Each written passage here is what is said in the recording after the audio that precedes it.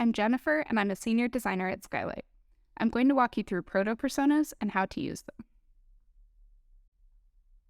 Proto-personas are lightweight representations of your customers and are based on your team's existing research, insights, and observations. They can help your team develop empathy and foster a common understanding of users' needs and goals. And unlike personas, you don't need a lot of user research to get started. Our goal here is to use educated assumptions to guide our design process.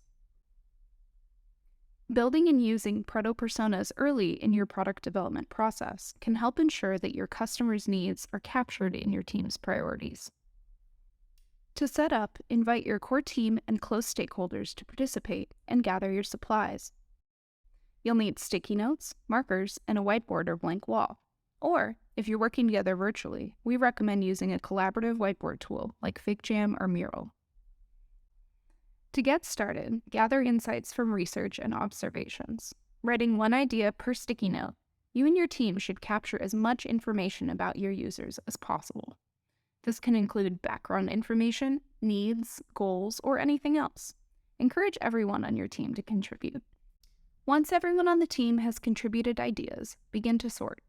Cluster ideas together in these 3 categories. Goals. What are you trying to enable your proto-persona to accomplish through your product or service? Needs. What do they need to accomplish these goals? Pain points. What obstacles stand in the way of them accomplishing their goals?